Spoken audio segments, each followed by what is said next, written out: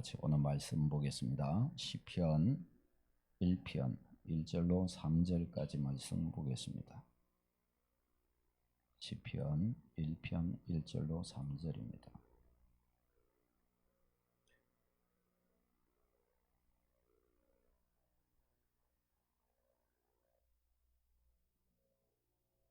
우리 다 같이 읽도록 하겠습니다. 시작.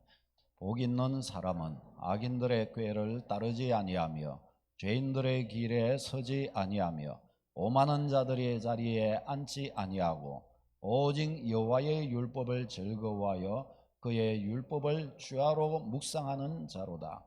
그는 시냇가에 심은 나무가 철을 따라 열매를 맺으며 그 잎사귀가 마르지 아니함 같으니 그가 하는 모든 일이 다 형통하리로다. 아멘. 아멘.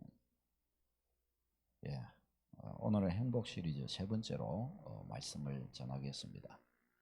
여러분, 지난 한 주간을 지나면서 어떻게 삶에 좀 말씀을 적용해 보셨습니까?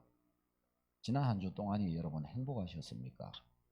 행복이라는 글자와 불행이라는 글자, 그 중에 어떤 것이 지난 한 주간을 좀 더 잘 설명하는 것이었습니까?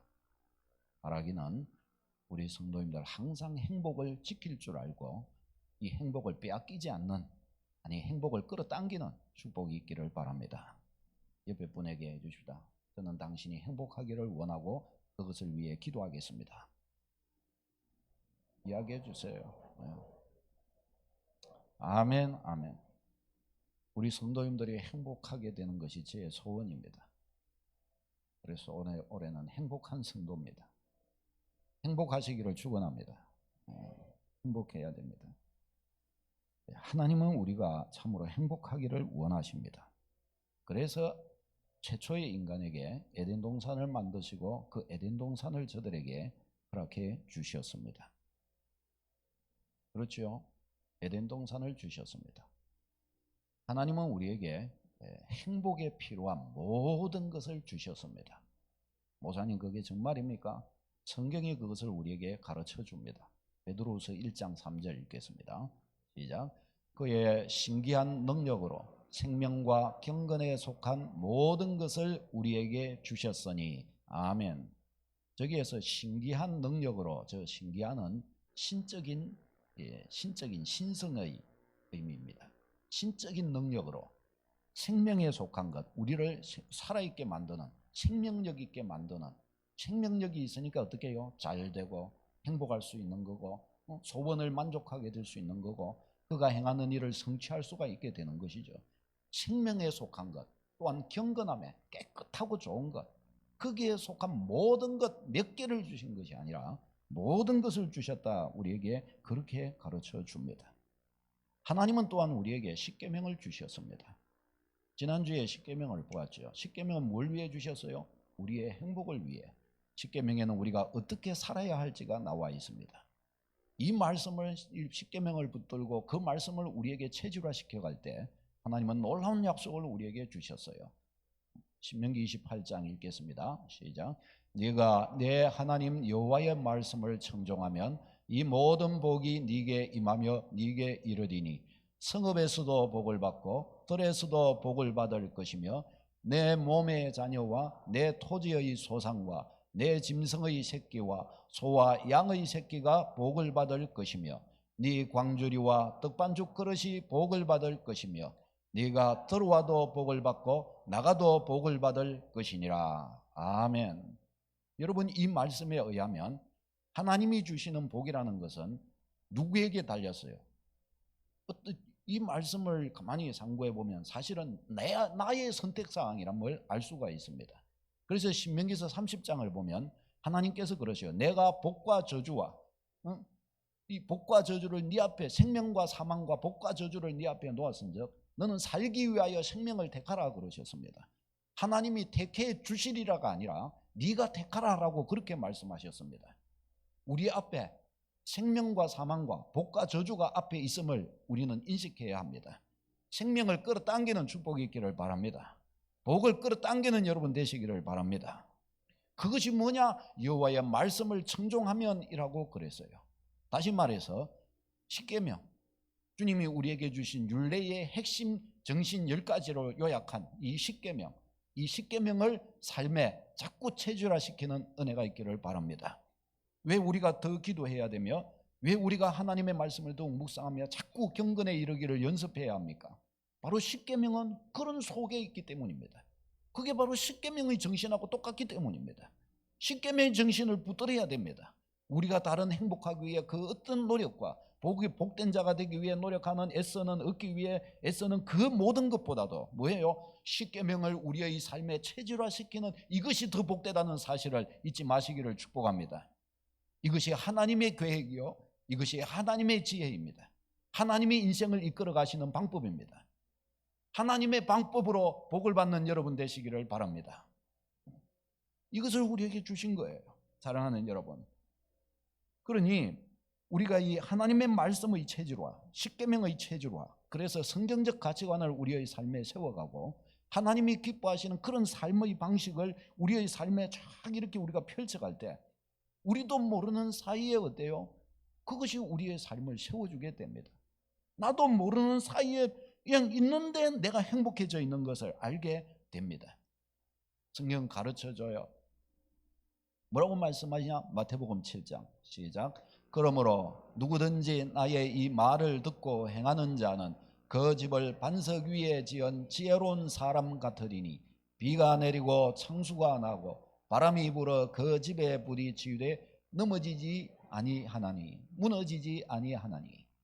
무너지지 않는다고 말씀합니다. 누구에게요? 하나님의 말씀을 듣고 행하는 자. 여기서 중요한 부분이 뭐예요? 행하는 자. 듣고 끝나는 자가 아니요, 듣고 행하는 자. 여러분, 듣는 것, 듣고 알게 된 것이 우리의 믿음이 아닙니다. 듣고 행한 것만 우리의 것입니다. 듣고 행한 것만 우리의 것입니다. 듣고 행할 때 그거는 역사가 되는 것입니다. 여러분, 예를 들어 이게 독버섯이 있다. 그것을 독버섯을 보고만 있으면 독의 해를 아무런 해를 받지를 않아요. 그러나 먹으면 어떻게 해요? 먹으면 죽는 거예요. 아무리 좋은 것이 있어도 본 것만으로는 또 어떻게 해요? 유익이 되지를 못해요. 좋은 것이 있으면 어떻게 해요? 내가 직접 먹어야 돼요. 먹는 순간 어떻게 돼요? 좋은 것이 되는 거예요. 그것이 나에게 좋은 것으로 다가오는 것입니다. 하나님의 말씀은 살리는 능력이 있고 하나님의 말씀은 우리의 전 인생의 복을 가져다 줘요. 그런데 이 말씀을 내 삶에 체질화하지 않고 내 삶에 가져와서 내 삶에 이 말씀을 순종으로 나타내지 않는다고 한다면 어떻게 해요? 이거는 보기만 하고 안 먹는 것과 똑같아요. 그것은 우리에게 아무런 영양가가 되지를 못합니다. 그래서 성경은 말씀합니다. 하나님의 말씀을 듣고 행한다면 인생의 그 어떤 세파 앞에서도 무너지지 않는다. 할렐루야. 인생의 그 어떤 세파 앞에서도 무너지지 않는다. 정신을 똑바로 차린 자, 건강한 자, 뭐 대단한 성공을 이룬 자, 그런 자가 무너지지 않는 것이 아니라 하나님의 말씀을 자기 삶에 체질화하는 그 사람이 복이 있어 그 사람은 그 어떤 속에서도 승리한다는 것이에요. 이 은혜를 누리시기를 바랍니다. 우리 서광의 모든 성도님들은 이 은혜를 경험해 보시기를 바랍니다. 이 말씀이 진짜라면 너무너무 놀라운 거잖아요. 내가 저 정도는 할 수 있지 않아요. 저 정도는 다른 것도 아니고 내가 100점 맞으라면 그거는 내가 못하겠지만은 그러나 내가 저거 한번 해보라 그러는데 그거 한번 해가지고 내가 복되다고 한다면 내가 그렇게 하는 것이 지혜로운 거 아니겠습니까, 여러분? 우리는 이렇게 되는 은혜가 있기를 바랍니다. 이것보다 좋은 게 없는 거예요. 이것보다 좋은 게 없어요. 그럼 오늘 우리가 읽은 이 시편 1편 본문은 시편 전체의 요약이라고 할 수 있습니다. 시편 1편이 시편이 150편이 있는데 그 중에서 시편 이 150편 전체의 요약이 어디에 담겨 있냐? 시편 1편에 담겨 있어요.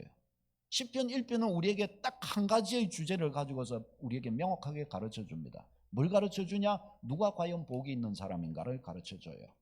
누가 과연 복이 있는 사람이냐라고 할 때 딱 한 가지로 말씀합니다. 여호와의 말씀을 사랑하고 주야로 묵상하는 자. 하나님의 말씀 가진 자가 되어야 된다는 것이에요. 말씀 가진 자. 똑같은 거예요. 하나님의 말씀을 받아서 깨달았고 그것을 체질화시켜 그것을 삶 가운데 실현해 가는 거예요. 그 사람은 뭐예요? 복이 있다는 거예요. 복이 있다. 오늘 본문의 3절에는 뭐라고 그랬어요? 시냇가에 심은 나무와 같다. 그는 시냇가에 심은 나무와 같다. 시간이 지나면서 잎이 파릇하게 올라가고 열매를 맺고 결실을 맺으며 어떠한 가뭄이 와도 시냇가에 있는 나무는 마르지 않는다. 만일에 시냇가에 있는 나무가 죽었다, 가뭄에 죽었다 그러면 다른 거는 볼 것도 다 죽은 것입니다. 그렇잖아요. 이 놀라운 축복이 있는 거예요. 이 놀라운 축복이. 우리 성도님들은 이 복을 다 받으시기를 바랍니다. 다른 것으로 내가 복을 취하리라, 그것도 조금씩은 받을 수 있어요. 그러나 하나님이 주시는 복을 받으시기를 바랍니다. 이것에 욕심을 내시기를 바랍니다. 여러분, 이런 욕심을 낼 줄 알아야 되는 것이에요. 자, 오늘 우리가 좀 나누어 것은 그 밖에 행복한 삶을 위해 우리 성도님들에게, 우리에게 요구되는, 우리 서광교회 성도님들에게 요구되는 우리가 좀 열심히 추구해야 할 내용들을 좀 나누도록 하겠습니다. 그 첫 번째가 관계성의 축복입니다. 관계 축복, 관계성의 축복. 따라서 봅시다. 관계성의 축복. 이 미국의 유명한 대학교가 하버드대죠. 하버드 대학교에서 1938년에 연구를 시작해서 약 80년간의 연구를 했다고 합니다. 무슨 연구를 했냐? 대략 이 하버드대를 졸업한 사람들의 절반, 대략 724명을 대상으로, 또 그 외에 다른 사람들 절반을 해가지고 80년 동안 저들의 인생을 추적한 거예요. 그 중에서 살다가 돌아가시는 분들이 있겠죠. 그 중에서 이제 그렇게 살아가면서 결혼을 하고 자녀들을 낳고 형제와 일가 친지들이 되고 가문을 일구어가고 그렇게 되겠죠.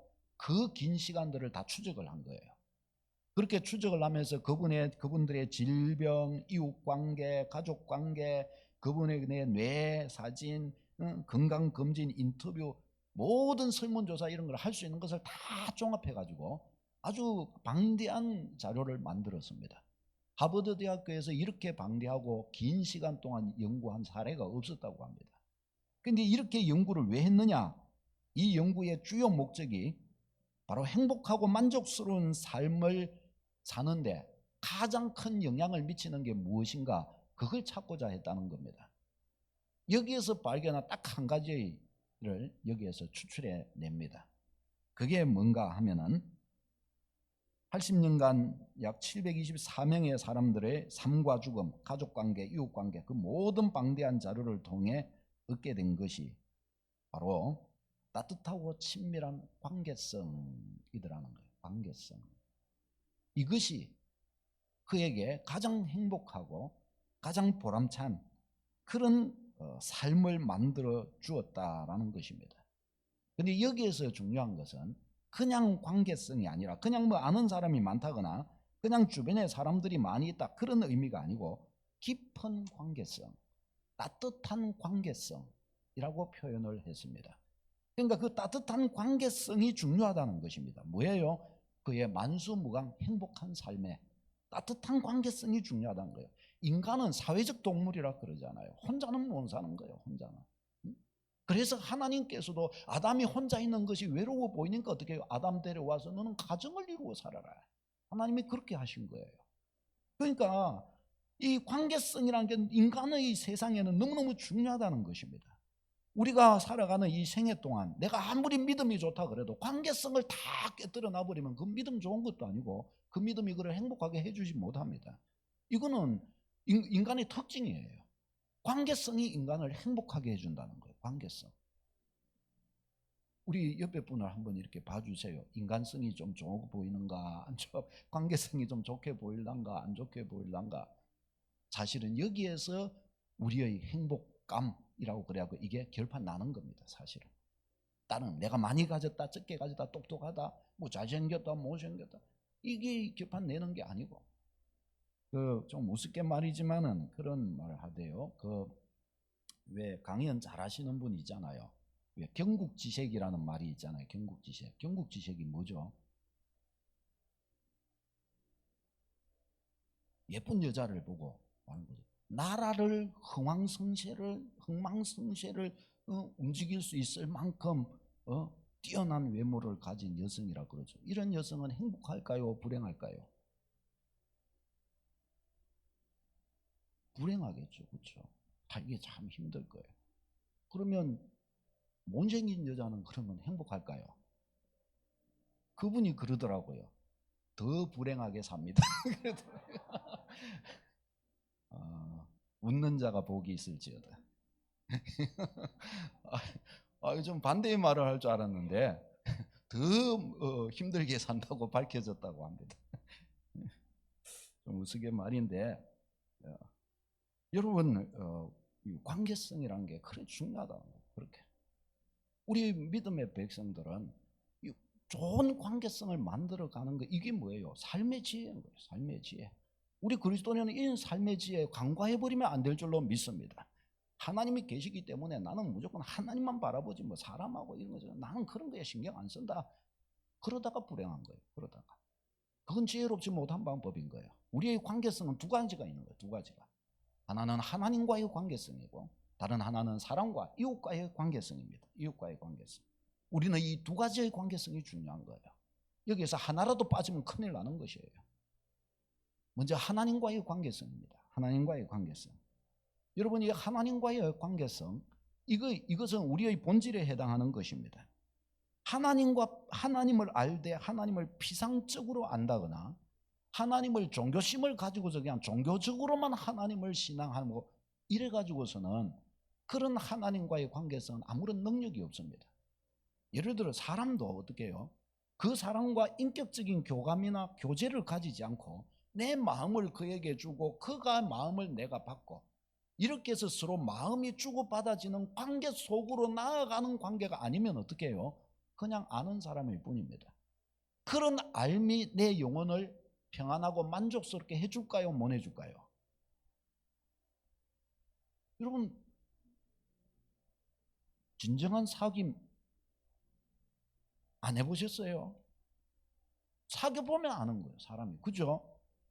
그러니까 그 인격적인 어떤 그런 나누어짐이 있을 때 그때 비로소 어떻게 해요? 그때 비로소 행복감과 기쁨, 사귐의 묘미가 거기에 있는 거예요. 거기서 나오는 것입니다.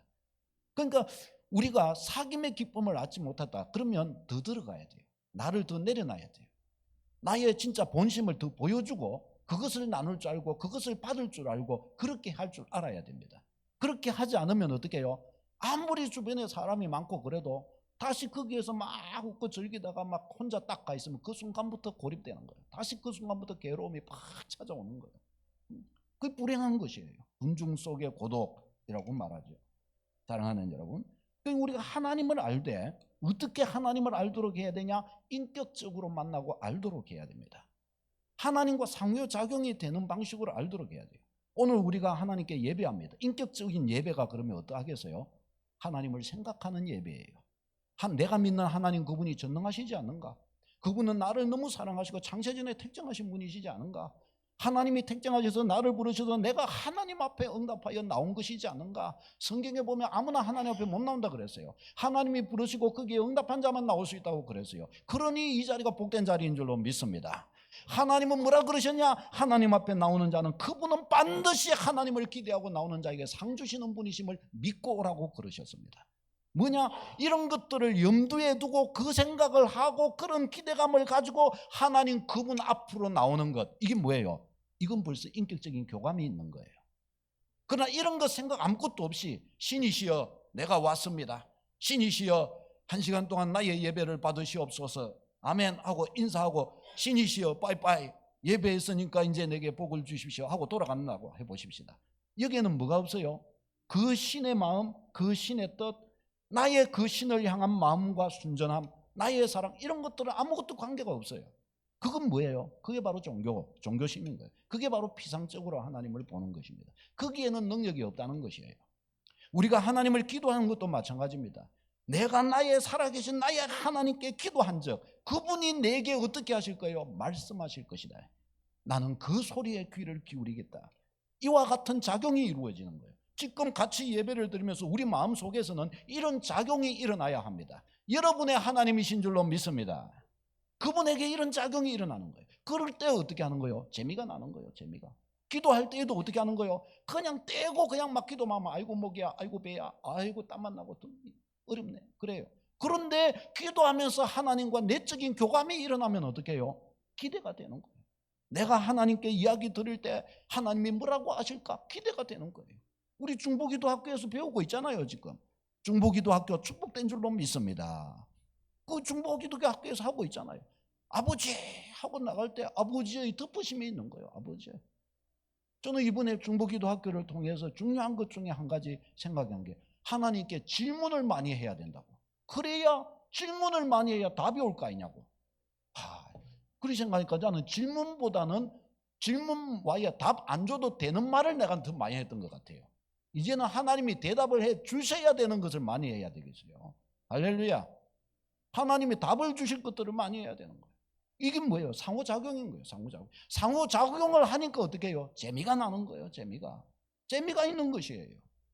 사랑하는 여러분, 이 관계성, 하나님과의 관계성은 어떤 식으로 해야 되냐? 바로 이와 같은 내밀한 상호작용이 되도록 할 때 그때 벌써 스릴이 있고 신이 나고 재미가 있는 것입니다. 오늘 저 본문에 사무엘상 17장에 우리가 너무나 잘 아는 소년 다윗이 골리앗을 쳐부시는 내용입니다. 골리앗이 막 나와가지고서 이스라엘 군대를 앞에 놓고 막 하나님을 모독하면서 이스라엘 군대를 모독하면서 힘도 없고 능력도 없는 여호와가 누구냐? 이런 백성들이 감히 우리 대제국 블레셋을 감히 상대하여 이기겠다고 너가 나온 것이냐 하면서 막 소리를 질러요. 이스라엘 군대가 얼마나 두려웠던지 다 두려워 쫄았다고 그래요. 골리앗이 40일을 밤낮으로 나가고 소리 하는데 이스라엘 진영은 한마디도 못했다 그랬어요.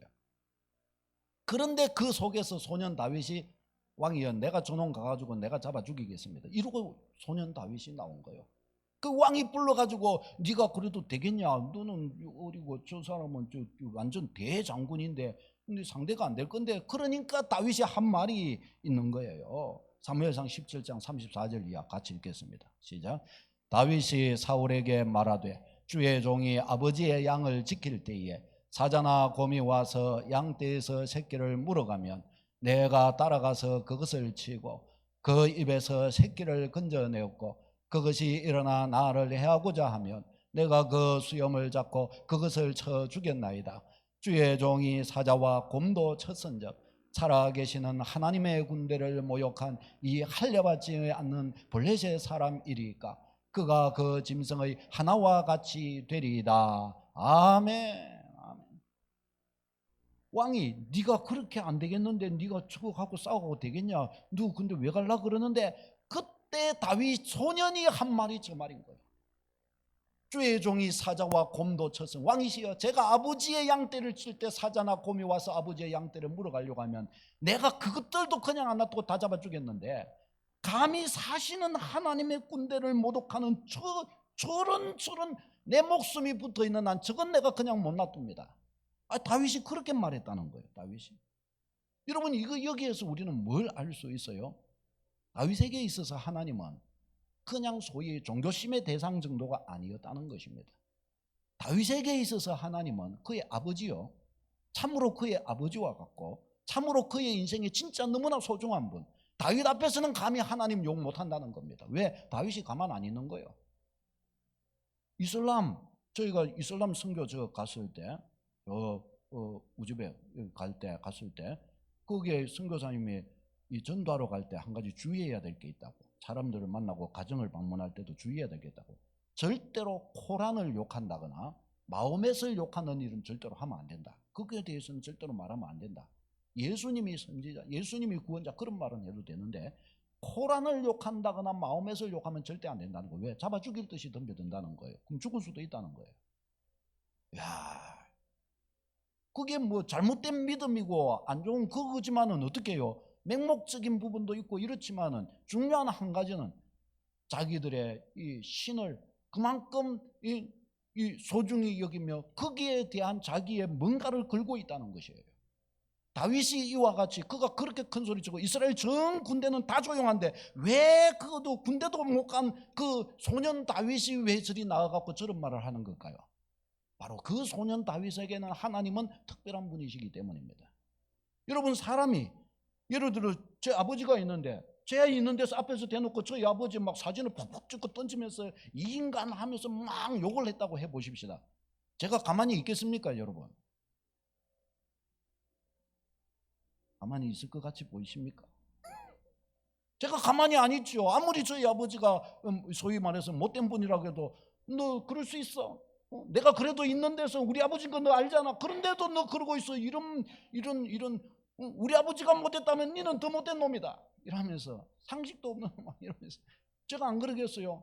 아무리 그런 정당한 게 있어도 그래도 자식 앞에 아버지 욕하다니 이 못된, 제가 그렇게 하겠죠. 다윗이 바로 그런 마음인 거예요. 그런 마음. 여러분 이게 뭐예요? 하나님과의 친밀한 관계성. 이스라엘에 그 많은 사람들이 있는데 그들은 하나님을 그렇게 모독하고 하나님의 이름이 떨어지고 있는데도 아무 말 안 한 거예요. 아무 말 안 한 거예요. 그거하고 아무 상관없고 저들은 오직 뭐예요? 무서워. 저 골리앗 앞에 나가면 우리 골리앗한테 한 대 맞아서 죽을 거 아니냐. 우리 조용하자. 우리 조용하자. 그걸 조용한 것이에요. 다윗이 그렇게 갈 수 있었던 것은 하나예요. 감히 내 하나님 아버지를 모욕해. 내가 죽을 내가 어떻게 그냥 있을 수 있나? 이런 자를 내가 어떻게 놔두냐? 이게 바로 하나님과의 뭐예요? 관계성. 나의 하나님과의 관계성. 우리와 하나님과의 관계성은 어떤 방식에서 어떤 환경 속에서 어떤 모습으로 나타날지는 잘 몰라요. 그러나 다양한 모습으로 다양한 환경 속에서 다양한 방식으로 나타나는 것입니다. 어떤 사람은 내가 일이 있는데 하나님의 이름을 모독하는 일을 해요. 제가 이거 운동하잖아요. 그 하는데 간혹 이제 한 번씩 저희가 목회자인 줄 아니까 그 가서 이제 다 운동하고 샤워하고 이럴 때 어떤 분은 한 번씩 약간 농담식 섞어가면서 아유 목사님 요즘에 교회는 뭐 어떻게 사업이 잘 됩니까? 뭐 하면서 뭐 그렇게 말하기도 해요. 약간 빈정거리, 그 좋은 말은 아니잖아요. 약간 빈정거리면서 이렇게 말을 해요. 근데 그리 가만히 있으면은 좀 그렇잖아요. 그러면 그분에게 이야기해줘요. 주님의 교회와 하나님에 대하여 이야기할 때는 조금 삼가고 조심해 주셔야 됩니다. 저는 목회자입니다. 그 말을 해놓고 나서 농담을 해도 해요. 그러면 왜 이 사람 조심하는 거예요? 이 사람. 감히 말이지 하나님을 섬기는, 감히 하나님을 한 주님이 몸된 주님의 몸된 교회를 갖고 농담 따먹기를 해. 이런 괘씸한 딱 말해주는 거예요. 말해주는 거. 뭘 위해서요? 나의 종교심을 위해서가 아니라 나의 하나님의 명예를 위해서. 왜? 교회는 주님의 전이니까. 예수 그리스도의 몸된 교회, 교회의 머리가 예수님이시니까. 나의 구원자 예수 그리스도. 그러니까 변호하는 거예요. 딱 그 앞에 놓고 말이죠. 무엇을냐? 주님의 명예를 위해서. 내가 주님의 명예를 위해서 사는 자 아니냐 말이죠. 사랑하는 여러분, 우리가 우리의 선자리에서 이런 것 가져나가도록 해야 합니다. 여러분, 우리가 하나님의 이름을 불러요. 하나님 이것을 도와주시고 저것에 대하여 하나님 붙들어 주시기를 바랍니다. 하나님 좋은 것을 다하여 주시기를 바랍니다. 하나님을 구해요. 그런데 그 앞에서 내가 나의 명예와 나의 이권과 나의 기분과 나의 입장에 대해서는 굉장히 잘 대처를 하고 그런 것들에 대해서는 굉장히 변론도 잘하고 적극성을 보이는 반면에 하나님의 명예와 하나님의 기쁨과 하나님의 뜻이 땅에 떨어지고 있는데 그 앞에서는 변호할 줄 모르고 침묵을 지킨단 말이죠. 그럼 그거는 뭐예요? 그거는 나의 하나님과의 친밀성에 문제가 좀 있는 거예요. 그렇잖아요. 우리는 이것을 놓치지 말아야 됩니다. 사람이요, 전혀 모르는 사람에게 기대되는 것과 나의 참으로 귀한 나의 친구와 이웃에게 기대하는 바는 다 달라요. 전혀 모르는 사람에게 가가지고 그 사람에게 너 어째서 너 그렇게 말을 하냐? 그렇게 하지 않을 것을 나를 잘 알고 너무나 친밀하게 지내는 사람에게 너 어떻게 해서 나는 너를 믿었는데 어떻게 너는 나에게 그렇게 말하냐? 그렇게 될 수 있어요. 뭐 때문에요? 친밀성에 때문에. 그렇죠? 우리는 하나님을 그렇게 만나야 할 줄로 믿습니다. 여러분, 여러분의 하나님은 어떤 분이십니까? 여러분의 하나님을 향하여 여러분은 어떠한 자세로 나아가 있으십니까? 만일에 여러분 앞에서 하나님의 이름이 욕을 먹고 있으시다고 한다면 그때 여러분은 어떻게 대처하시겠습니까? 뭐 큰 소리 치고 화를 내는 것이 뭐 다는 아니죠. 그러나 우리는 지혜로운 방법으로 우리가 하나님 백성된 것과 불쾌함을 표현해 주어야 합니다. 할렐루야. 왜? 우리의 하나님이시기 때문입니다. 누군가가 우리 아버지를 욕해도 내가 그냥 노발대발 그냥 있을 수가 없는데 말이죠. 이게 관계성이라는 거, 하나님과의 관계성, 이런 것에서도 나타나고 하나님 그분을 생각함으로 내가 어떻게 행동하고 배려하는가, 이런 것에서도 하나님과의 관계성이 나타나는 거예요. 예를 들어서 다윗이 또 아둘람 굴입니까? 굴에 있을 때 굴 안에 다윗이 들어있고 사울왕이 그 굴에 와갖고 잠을 청해 누워 잤어요. 부하들은 다윗에게 하나님이 이 사울의 생명을 당신에게 맡겼습니다. 이때 죽여버리십시오. 그러나 다윗은 가만히 있어라 이러고 사울왕의 옷을 살짝 뺐어요. 그런데 사울왕이 나가고 나서 어떻게 해요? 다윗이 사울의 옷자락 그거 뺀 것만 가지고도 마음이 찔리고 아파한 거예요. 아니 왜 그래요? 목숨 살려준 것만 해도 사울왕에게 감지덕지고 자기가 잘한 거죠. 근데 왜 다윗이 아팠냐? 사울 때문이 아니었어요. 하나님께였어요. 하나님이 기름 부어 세우신 사울을 하나님 그분이 죽이든지 살리든지 하실 것인데 내가 그를 이리저리 하고자 했다는 바로 그 사실 앞에서 어떻게 해요? 다윗은 하나님께 죄송했던 거예요. 여러분 사울 같으면 그런 거 죄송했을까요? 안 했을까요? 사울 같으면 아예 죄송할 생각조차도 안 합니다. 오히려 자랑스럽게 생각할 거야. 내가 잘했죠. 저거 죽여버릴 건데 내가 안 죽였어요. 내가 저 생명 살려줬습니다. 이 정도 생각하지 않겠어요? 그러나 다윗은 어떻게 해요? 그런 생각 수준 자체가 달라요. 보는 눈 자체가 달라버려요. 그것을 가지고 그의 마음은 하나님께 죄송하고 미안하고 하나님께 회개할 제목이 돼버리는 거예요. 이것은 무엇의 차이예요? 하나님과의 친밀성의 차이인 것입니다. 사귐의 차이인 것이에요. 사귐의 차이. 우리가 이것을 잘 알아야 믿음의 놀라운 복과 은혜 속에 쓸 줄로 믿습니다. 사랑하는 여러분, 그 다음에 우리는 이웃과의 관계성이에요. 이웃과의 관계성. 더불어 함께 살아가는 사람들과 선하고 좋은 관계성을 우리가 만들어 가야 합니다. 누구를 위해서? 먼저는 나 자신을 위함입니다. 나 자신을 위해서. 우리는 함께 된 우리 먼저 사랑하는 교우들, 우리의 이웃 사람들과 더불어 우리 교우들과 더불어 어떻게 해요? 정말 친밀한 사랑의 관계 우리 이루고 가야 합니다. 원수 만들지 말고 옆에 분에게 이야기해주다. 우리 원한 쌓지 맙시다. 당신의 성격이 아무리 나빠도 나는 당신을 내게 원한을 품지 않을게요. 이야기해 줍시다. 아니 당신의 성격이 아무리 나빠도 그것까지 넣어주세요. 당신의 성격이 아무리 나빠도 이야기해 주세요. 이야기해 줘요. 이게 중요한 거예요. 이게 중요한 거예요. 원한 쌓지 말고 모진 말 하지 말고 좋은 말, 값어치 있는 말 이런 것들로 자꾸 우리 서로 하는 거예요. 이런 것들. 여러분 부부간에 싸움과 다툼이 어디서 제일 많이 발생할까요? 저도 아내하고 다투지는 않고 서로 의논을 많이 합니다. 그 의논은 좀 센 의논도 있고 좀 약한 의논도 있고 이렇게 하죠. 근데 상당수 부부의 다툼의 상당수가 그릇되고 나쁜 말에서 나올까요? 딱 부러진 바른 말에서 나올까요? 이게 참 묘한 것입니다. 틀린 말에서 싸우는 게 아니에요. 다 옳은 말만 하기 때문에 싸우는 겁니다.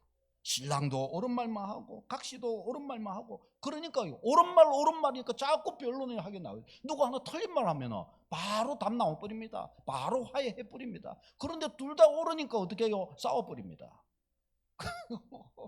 그 상담학적으로도요. 왜 집에서 막 폭력이 일어나고 이런 데 있잖아요. 그게 틀린 말을 많이 해서 그런 게 아니라는 거예요. 옳은 말 많이 하는 사람들이 맞고 싸우고 때리고 그런답니다. 희한하죠 이것도. 옳은 말이 많아서 그런 거예요. 그러니까 옳은 말이 틀린 것은 아니지만 그 옳은 말이 유익한 말은 아닙니다. 옳은 말이 좋은 것이긴 하지만은 옳은 말이 항상 유익하지는 않아요. 우리는 유익한 말을 해야 할 줄로 믿습니다.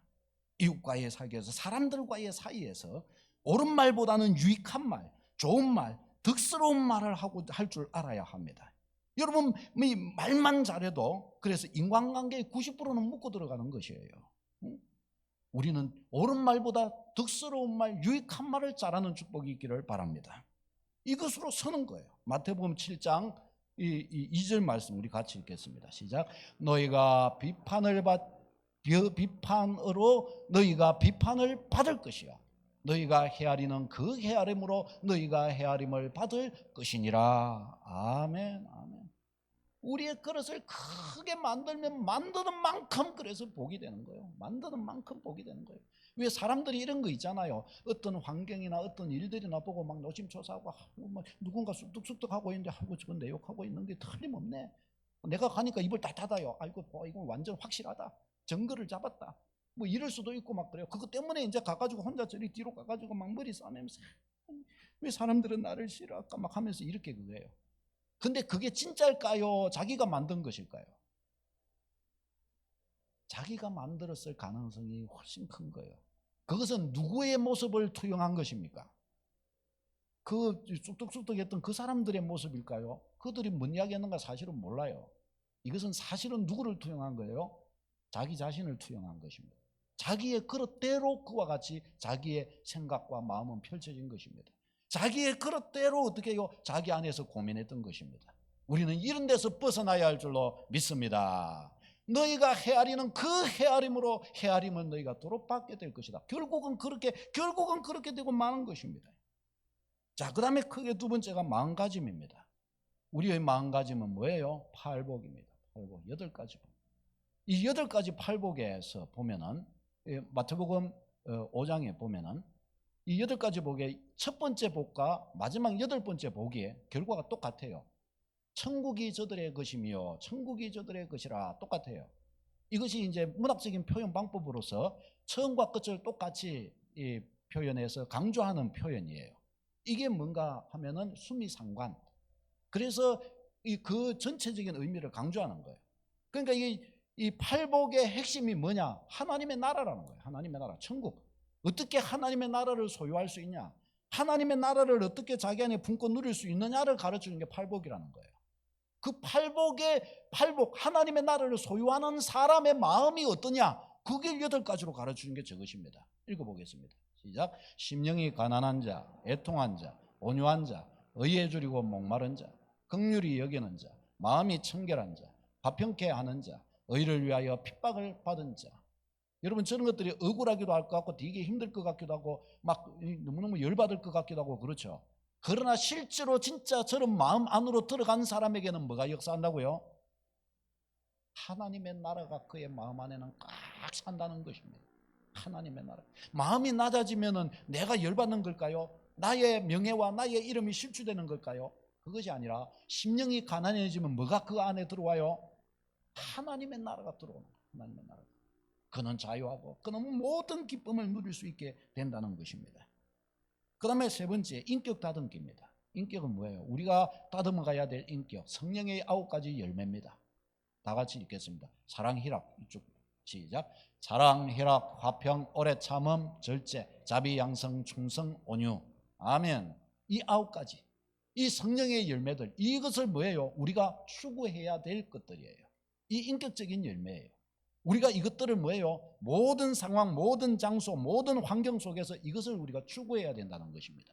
이런 것들을 우리 안에 담을 때 어떻게 해요? 우리의 행복 그릇은 너무나 방대하고 커지게 될 것입니다. 놀라운 축복이 역사할 줄로 믿습니다. 이 팔복의 마음가짐과 성령의 열매로 나타나는 이 인격들은 우리가 갈고 닦아야 하는 것들입니다. 믿음의 걸음을 걸어가면서 과연 하나님을 우리가 어떻게 모시며 나아가면서 우리가 노력하고 애써야 될 것들입니다.